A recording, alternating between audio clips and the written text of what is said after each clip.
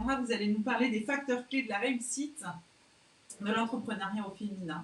Alors Alexandra, vous avez démarré votre présentation. Je vous laisse donc enchaîner dans la foulée et on se retrouve après. N'hésitez pas à poser vos questions dans les commentaires. J'aurai le plaisir de les relayer auprès d'Alexandra à l'issue de sa présentation. Voilà, c'est à vous. Très bien, je vous remercie. J'avais pris un petit peu d'avance, excusez-moi. Donc oui, effectivement, le sujet, c'est les facteurs clés de réussite de l'entreprise, l'entrepreneuriat au féminin. Aujourd'hui, en fait, ce qu'il faut avoir en tête, c'est que pour créer une entreprise, il y a 10 étapes. 10 étapes que je vais dérouler et qui sont les prérequis pour pouvoir avoir une réussite dans son projet. Ces 3 étapes, elles sont regroupées sous 3 grands axes. Alors, vous inquiétez pas, en tout cas, elles seront mises à la fin de cette intervention, ce qui fait que vous pourrez y avoir accès de manière synthétique. Mais globalement, en fait, il y a 3 grands axes dans les étapes. Il y a l'idée tout d'abord, ensuite l'élaboration du projet et enfin le lancement des opérations. Donc il faut vraiment prendre ces 10 étapes les unes derrière les autres parce que c'est très important pour la réussite de votre projet. Donc concrètement, si on commence par l'idée, en fait, c'est trouver votre idée de base, la valider. Pour ça, en fait, il faut que vous pensiez à vous projeter dans votre projet. L'idée, on peut avoir une idée d'entrepreneuriat, mais il faut la construire. La construire, c'est se poser les questions, on va le voir plus tard, sur y a-t-il un marché. Mais avant ça, il faut déjà s'approprier ce projet et également se l'approprier au niveau de son projet personnel. Parce que souvent, les projets d'entrepreneuriat, ce sont des projets de vie où on emmène avec soi sa famille, ses proches, et donc forcément, ça va avoir des effets sur l'organisation personnelle, pro et personnelle. Donc en fait, il faut déjà analyser ce projet avant de rentrer dans un aspect à proprement parler professionnel, un projet personnel, c'est-à-dire faire un bilan personnel de ce qu'on souhaite, de ce vers quoi on veut aller, quels sont mes atouts et quelles sont éventuellement les contraintes que j'ai ou les points faibles qui sont les miens.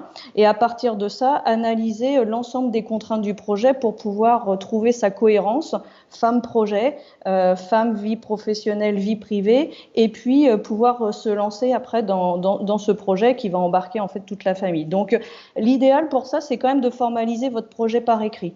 Et si par exemple vous êtes dans le cadre d'une association, c'est-à-dire un projet où vous êtes à 2 à vous associer dans ce projet-là, c'est pas idiot éventuellement de partir sur un week-end à 2 et puis effectivement d'écrire en fait votre projet commun. Parce qu'en fait, dans tous les cas, ça vous servira pour plus tard dans la formalisation juridique de ce projet.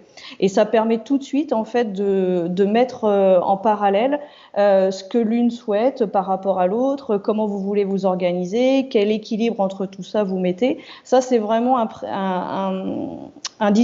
une démarche qui est importante. Et pour la formalisation de vos écrits, en fait, sur certains sites, comme par exemple BPI France Création, il y a en fait des modèles qui sont donnés pour essayer de structurer sa démarche par rapport à ça. Donc ça, il faut pas s'en exonérer, au contraire, il faut passer du temps à construire ce projet pour que ensuite, lorsque vous allez le lancer, l'élaborer et le mettre en œuvre, ce sujet soit plus un sujet à prendre en considération parce que vous l'avez traité. Donc l'importance de se poser, de faire un bilan personnel sur soi, de savoir, de valider son idée, voir si elle est aboutie, pour pouvoir après passer sur les étapes suivantes. Alors les étapes suivantes, en fait, c'est l'élaboration du projet. L'élaboration du projet, c'est tout d'abord faire une étude de marché.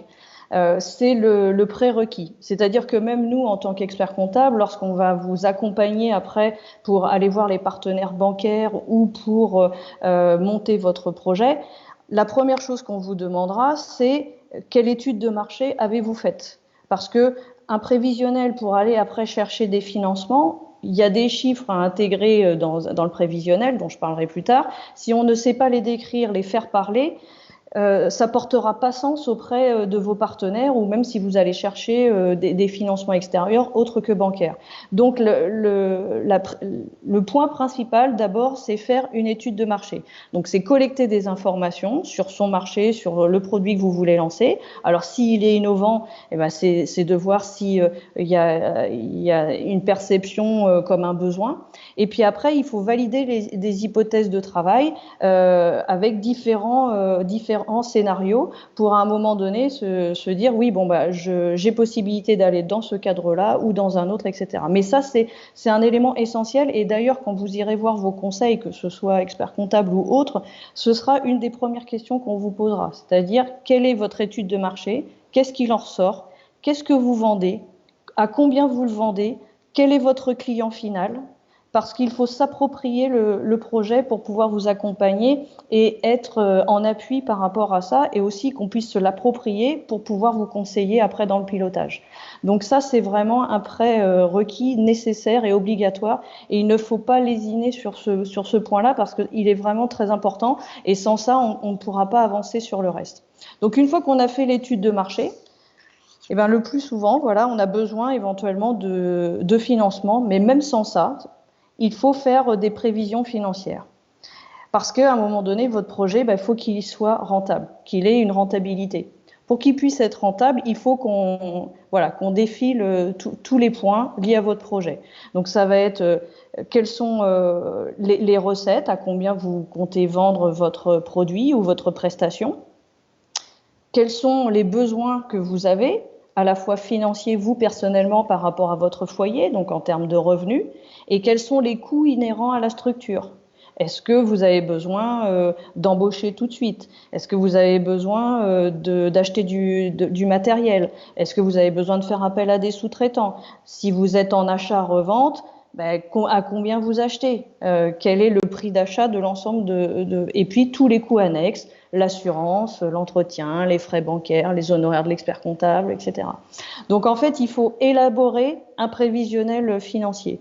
Le prévisionnel, ça va reprendre en fait et ça va permettre de décliner l'ensemble de ce que vous aurez imaginé, qu'on puisse retranscrire sur la base de votre projet sur lequel vous vous serez bien posé personnellement et de votre étude de marché, à savoir qu'est-ce que je vends, qui est mon client final, à combien je pense pouvoir le vendre, et si j'ai des achats en face ou en tout cas des coûts, à combien je dois le vendre pour pouvoir gagner un minimum d'argent ou au moins être à l'équilibre pour savoir quel est mon point mort, ce qu'on appelle le point mort, et à partir de combien il faut que je vende pour pouvoir faire du bénéfice. Donc en fait, l'expert comptable pour ça est vraiment l'interlocuteur, on va dire, premier. C'est-à-dire que nous, on va vous accompagner dans toute cette élaboration. Et d'ailleurs, en fait, on a un dispositif qui vous permet d'avoir 3 rendez-vous avec gratuité, justement pour échanger avec un expert comptable sur vos projets et vous donner aussi notre sentiment sur la maturité de votre projet et vous aiguiller si besoin sur les différents axes sur lesquels il faut appuyer. On n'a pas un œil financier, une vision financière. On a une vision marché parce qu'on peut avoir vis-à-vis de d'autres clients ou de ce qu'on peut connaître de l'économie et de ce qui se passe sur un territoire. Et ça nous permet de vous aiguiller ou de vous poser des questions qui seront celles qui vous seront posées si vous allez chercher des financements bancaires ou auprès de réseaux comme Nantes Initiative qui offre des subventions, etc. ou demain la BPI si vous avez aussi des sujets innovants. Donc il faut après retranscrire toutes vos idées dans un prévisionnel financier et qui doit répondre à ces 3 questions. Mon projet est-il rentable? Les recettes permettront-elles de faire face à mes dépenses? Et quel est le montant minimum des ventes ou de ma prestation qu'il faudra que j'atteigne pour pouvoir faire face à toutes mes charges, y compris ma rémunération. Donc ça veut dire que, y compris ma rémunération, ça met bien le pendant avec votre besoin personnel et le projet familial. Donc après, une fois qu'on a fait ça, on va établir le besoin de financement. Alors le besoin de financement, c'est de dire quels sont les apports financiers dont la société va avoir besoin. Est-ce qu'elle a besoin d'aller chercher des emprunts bancaires? Est-ce qu'on me sollicitera sur des apports personnels, sachant que si je parle par exemple des banques, les banques, elles peuvent solliciter des cautions, soit des cautions personnelles si elles estiment que l'apport personnel n'est pas suffisant. Il faut considérer qu'elles sollicitent à peu près un tiers éventuellement du montant, sauf à avoir d'autres garanties. Mais il peut y avoir aussi des investisseurs extérieurs, ce qu'on appelle la love money, c'est-à-dire la famille, c'est-à-dire faire rentrer en fait dans votre projet des personnes qui sont extérieures à votre projet et qui vont devenir des associés. Alors là, il faut juste faire attention, c'est-à-dire que si ce sont des personnes qui sont là uniquement juste pour un apport financier, il faut mettre en place ce qu'on appelle des pactes d'associés pour définir la relation entre les associés. C'est un document, dès lors que vous êtes deux associés dans une structure à minima, qu'il faut absolument avoir. C'est une manière de se sécuriser. C'est comme un contrat d'assurance. C'est une manière de se sécuriser sur l'avenir.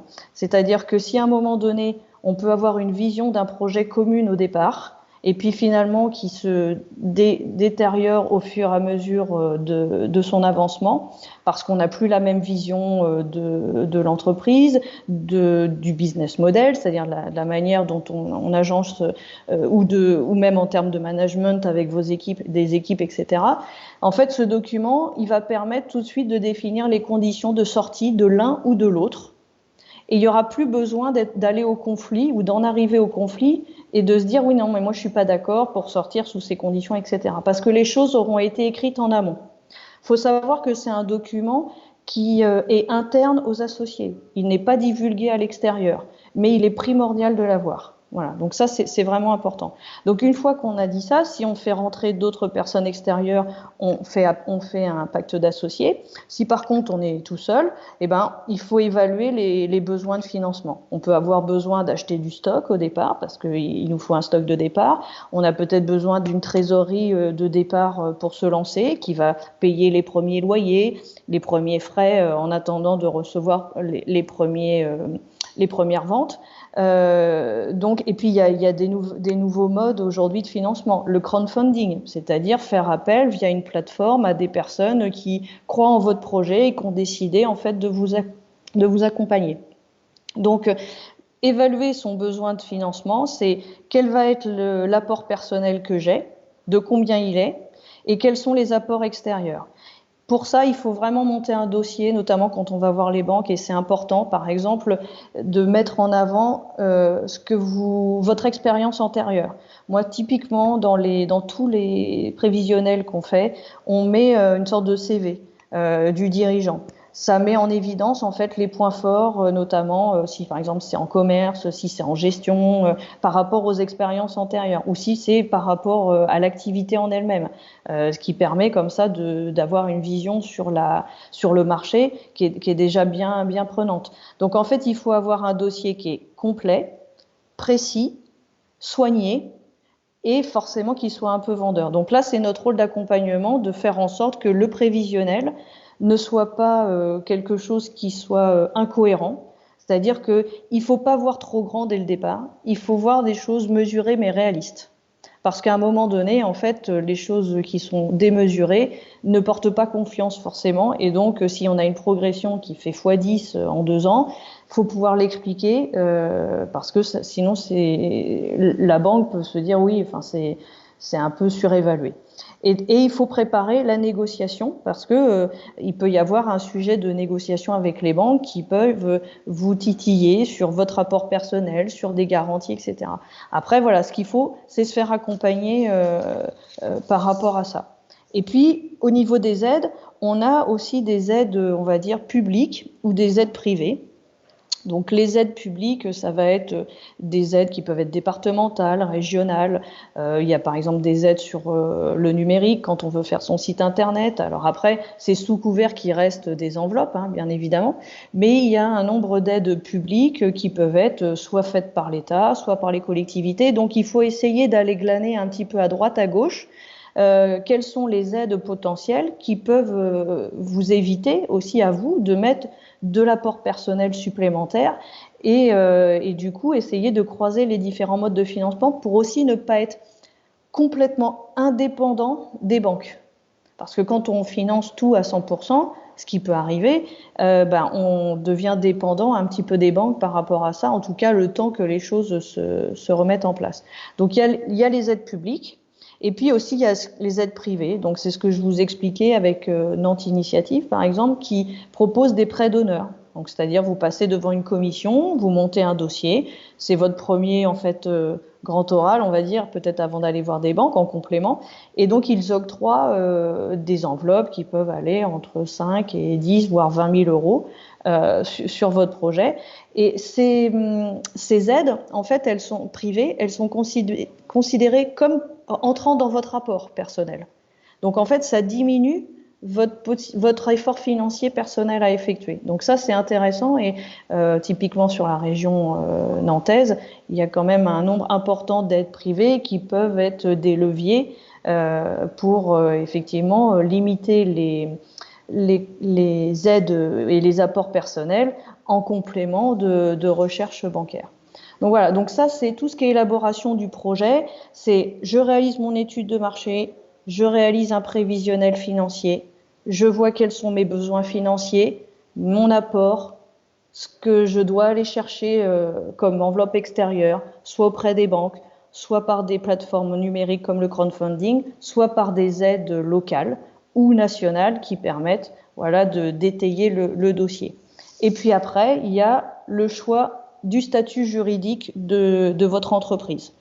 Il existe aujourd'hui plusieurs types de statuts, via une société ou via une entreprise individuelle, c'est-à-dire sans structure juridique à proprement parler. Et en fait, pour définir ce choix, il va y avoir plusieurs questions à se poser. Il peut y avoir une question de coût, mais il peut y avoir aussi une question liée au statut social que l'on recherche. Dans une ou dans autre des catégories, on n'aura pas le même statut social. On pourra avoir un statut assimilé salarié dans certaines typologies de structures juridiques, sans pour autant cotiser à Pôle emploi, puisqu'on est chef d'entreprise, donneur d'ordre, alors sauf éventuellement les cas spécifiques qui sont sortis dernièrement, mais là il faut rentrer vraiment dans ce cadre-là. Soit c'est pas un sujet le statut social et on peut aller à l'économie via des structures un peu plus légères et du coup bénéficier du statut social des indépendants, alors qui couvrent pas non plus de la même manière. Donc ça veut dire qu'il faut envisager éventuellement des complémentaires type prévoyance, mutuelle, retraite complémentaire. Mais ça, c'est pareil. En fait, c'est au choix de chaque situation et en fonction de chaque situation personnelle. D'où l'importance au préalable de faire en fait son bilan personnel et de sa propre situation. Parce que selon votre foyer et éventuellement le travail de votre conjoint, le nombre d'enfants ou votre statut personnel, eh bien, personne n'aura la même démarche face à la couverture sociale qu'il souhaite. Donc la couverture peut être un sujet qui va, on va dire, naturellement définir un statut, mais qui pourra peut-être être plus coûteux. À l'inverse, si c'est pas un choix fait par rapport à un statut social, il peut être fait par rapport à un statut fiscal, c'est-à-dire quels impôts je vais payer, combien ça va me coûter, les charges liées à mon salaire. Voilà. Donc là, il y a le choix du statut juridique, et pour ça, il faut s'entourer de conseils parce que, alors sur Internet, il y a beaucoup d'informations, mais il y a des subtilités quand même liées au choix, notamment social par société, et d'autant plus si à un moment donné, vous avez besoin de mettre en place des couvertures complémentaires, il faut pouvoir s'orienter vers quelqu'un qui aura une vision globale et qui pourra vous orienter. Voilà. Après, s'il y a des questions, j'y répondrai bien sûr sans problème. Donc, une fois qu'on a élaboré le projet, eh bien, on lance les opérations. Donc, tout ce qu'on a vu avant, l'idée, l'élaboration du projet, à ce moment-là, on n'a pas encore créé son entreprise, on ne peut pas encore facturer ses clients, on ne peut pas encore produire. Une fois qu'on a élaboré tout ça, qu'on a les financements, eh ben, on n'a plus qu'à se lancer. Donc, il y a des formalités administratives à faire, c'est-à-dire qu'on va s'inscrire auprès du centre des formalités. Aujourd'hui, individuellement, on a chacun un numéro de sécurité sociale qui nous identifie. Pour qu'on puisse avoir une entreprise, il faut qu'elle ait son identité. Eh bien, on va s'inscrire auprès du centre des formalités, ou de la chambre de l'artisanat, selon aussi, et de la chambre de l'artisanat selon le secteur dans lequel on veut proposer son entreprise, l'activité. Et donc le centre des formalités, une fois que ça c'est fait, vous constitue l'entreprise qui va avoir un extrait CABIS, qui est sa fiche d'identité avec son nom, son activité, son inscription et son numéro SIRET, sa forme juridique, etc. Et donc à partir de là, vous serez installé et vous pourrez commencer à faire vos prestations, facturer et avoir un statut déclaré.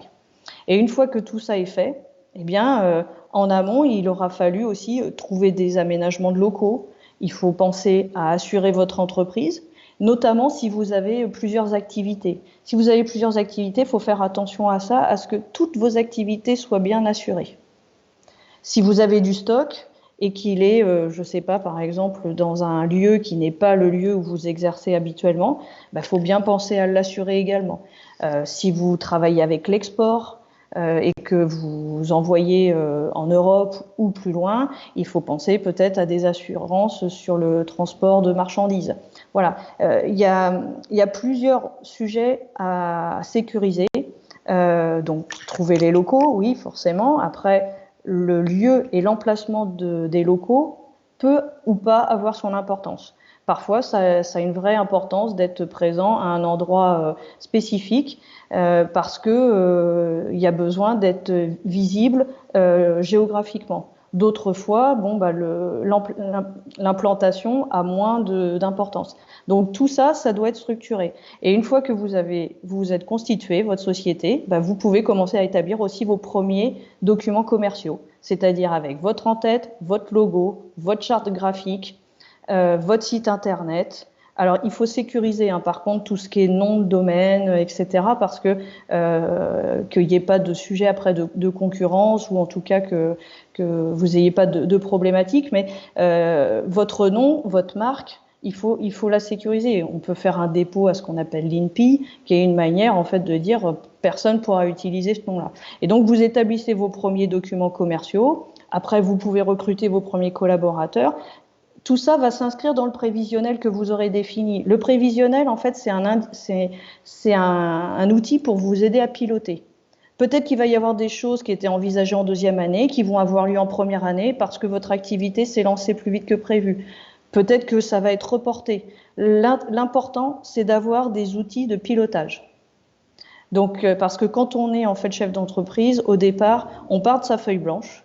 Et donc, on est souvent isolé. Donc, c'est important d'avoir des personnes qui sont aussi des garde-fous. Et puis, on a la tête dans le guidon. Donc, il faut pouvoir avoir des outils de pilotage à un moment donné pour s'en extraire, échanger avec ses conseils pour savoir s'il y a des choses à réajuster, si on est dans le bon trend, ou si à un moment donné, il y a des choses qu'il faut sécuriser parce que pris dans l'engouement, les marges sont moins bonnes que prévues, il y a des aléas liés au marché qui n'étaient pas prévus, une réglementation qui change, etc. Donc c'est important de toujours avoir une analyse des premiers mois d'activité et de se poser sur ces sujets-là, même si je sais que sur le terrain, c'est pas forcément évident, mais pour ça, il faut vraiment se faire accompagner et mettre en place des outils de pilotage. C'est indéniable. Voilà. Donc, 10 étapes à la création. L'idée, l'élaboration du projet, le lancement des opérations. Il y a un slide qui va vous être mis justement pour que vous puissiez le visualiser. C'est vraiment ces 10 étapes, elles sont primordial. Il faut vraiment faire ce fil conducteur pour être garanti d'une réussite de projet. Voilà. En espérant avoir été assez exhaustive, mais si vous avez des questions, je suis là pour y répondre. Merci beaucoup, Alexandra. Je ne sais pas si vous m'entendez bien.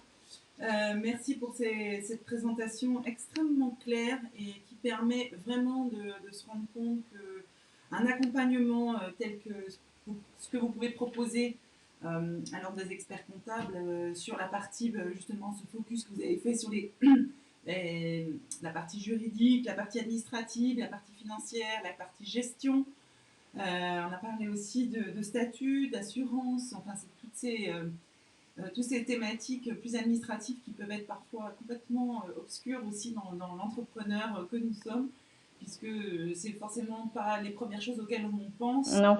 quand on démarre une activité et qui sont pourtant hyper importantes à prendre en compte. Je pense que l'intérêt aussi d'un accompagnement avec, par exemple, lors des experts comptables, c'est d'avoir cette vision globale que vous pouvez avoir, cet accompagnement donc qui va au-delà finalement de la comptabilité et de la gestion. Ah oui, complètement. La comptabilité, c'est notre matière première, moi j'ai tendance à dire, et en fait notre rôle, c'est de l'accompagnement à la stratégie. Hein. Et sauf que voilà, on utilise les données financières, juridiques, sociales pour accompagner le chef d'entreprise et surtout qu'il soit pas isolé, parce que face à une difficulté, on a tendance à s'isoler et on est là justement nous pour faire évoluer les entreprises avec dans une vie d'entreprise, c'est jamais linéaire, donc on est là pour ça. Et donc, effectivement, c'est important d'être accompagné. Et d'ailleurs, je rappelle que vous proposez des rendez-vous gratuits, 3 rendez-vous gratuits avec un expert comptable si vous êtes en création, ce qui est franchement un vrai cadeau quand on démarre, parce que voilà, c'est construire son business plan et son prévisionnel, c'est assez ardu. Et de pouvoir le faire accompagné de quelqu'un qui maîtrise les chiffres, c'est vraiment précieux. Donc merci beaucoup pour cette offre et de l'avoir partagée. Et il ne me semble pas avoir des questions particulières sur le fil de commentaires durant ce live. Je sais qu'à mon avis, tout est clair. Donc, j'espère avoir été claire. Hein. Voilà, on a remis les slides que vous avez proposés qui rappellent les 10 étapes de la création. Ouais. Et également donc ces possibilités d'avoir ces rendez-vous gratuits, cet accompagnement gratuit. Effectivement, la création d'entreprise ou même la reprise, parce que parfois on est en reprise, c'est vraiment un projet de vie, donc il faut passer par toutes ces étapes, y compris personnelles, pour à un moment donné trouver l'équilibre dans tout ça. Exactement. Et que j'imagine vous avez encore des rendez-vous, des créneaux de rendez-vous gratuits disponibles dans le cadre du salon. Oui. Donc, n'hésitez pas à vous y inscrire pour que vous puissiez avoir un échange sur vos premiers projets, quel que soit le niveau de maturité. Hein. L'objectif aujourd'hui, c'est de vous accompagner par rapport à ça. Donc, on a voilà, des experts comptables qui sont à disposition sur des créneaux et pouvant échanger sur vos projets, leur maturité et peut-être des axes à développer ou à approfondir. Alors, c'est vraiment précieux, quel que soit, comme vous dites, le stade de maturité du projet. D'avoir déjà un échange sur cette partie voilà, un peu plus dans le concret, en posant des chiffres et en se projetant de façon beaucoup plus concrète, c'est vraiment précieux, quel que soit le stade de maturation du projet. Donc, encore une fois, merci beaucoup pour tous ces outils que vous nous proposez, cet accompagnement et le temps que vous avez passé avec nous sur cette fin de journée. Très bien, écoutez, à votre disposition. Merci beaucoup, Alexandra. Merci.